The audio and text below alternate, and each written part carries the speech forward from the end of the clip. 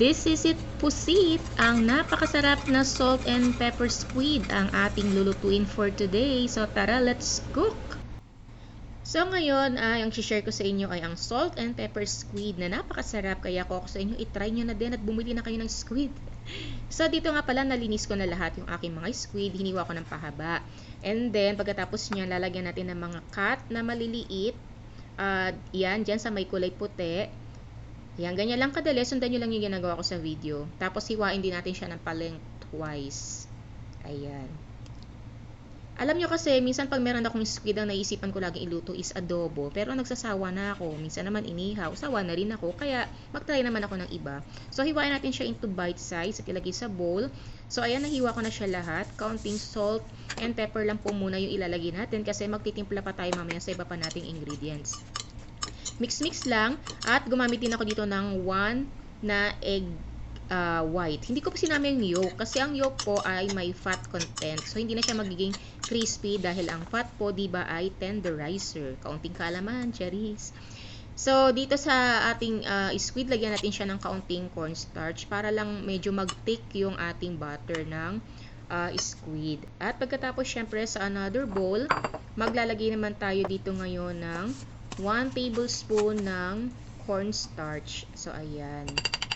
Depende po sa inyo kung gaano po karami yung gusto ninyo. Kung marami po yung gagawin yung squid, didagdagan na lang po ninyo. At pagkatapos po, naglagay din ako ng 4 tablespoon ng all-purpose flour. So, imimix lang natin yan. Tapos, lalagyan ulit natin ng kaunting salt and pepper at hahaluin din natin ng mabuti. So, kaunti lang po talaga para mas madali pong mag-adjust kasi kapag medyo matabang, diba? Mahirap na kasi pag umalat. Ay naku, hindi mo na yan ma-adjust, Charis. So, ilagay na natin yung ating tinabi na squid kanina. So, coat lang natin yan na mabuti nung ating na-mix na cornstarch at all-purpose flour. At syempre, dapat mainit na mainit po yung ating oil. So, maglagay na po tayo pero wag po nating i-overcrowd yung squid para po mas crispy po talaga siya. So, ayan, diba ang bilis? So, bali, kaunti lang naman yung squid na binili ko dahil ako lang naman po yung kakain. So, ito na po yung second batch. So, syempre, luto na at tikiman time para malaman natin kung maglalagay pa tayo mamaya ng salt sa ating butter.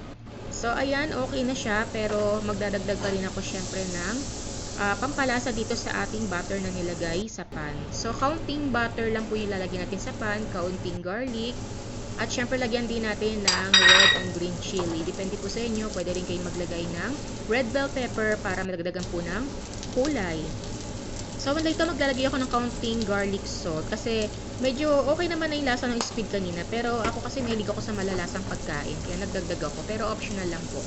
So, ayan, mix lang natin. And then, syempre, ilalagay na po natin dito yung ating mga naluto o na-fried na squid. Alam nyo ba, ang bango? Kasi diba yung butter ang bango-bango. So, ganito lang kadali magluto ng salt and pepper squid. Kaya kung kayo po ay nagsasawa na sa mga adobo or inihaw na pusit, try nyo po itong recipe nito dahil madali, crispy at napakasarap. So, lagyan natin ng green onions. Optional lang din po. Gusto ko lang kasi colorful. O, diba? So, ayan. Luto na po yung ating salt and pepper squid. So, i-plate na natin yan. At syempre, titikman na natin. Ay, mukhang masarap talaga siya. Sa mga ka-purple ko, ang video na ito inyong nagustuhan at kayo po yung natutunan. At kung kayo hindi pa po nakafollow sa aking page at para kayo maging updated sa aking mga video, follow and share. Tikman na natin kung gaano kasarap ang ating salt and pepper squid. Ang sarap at ang crispy. Kaya't ano pang hinihintay nyo? Edi try nyo na. Basta ako kakain. Bye!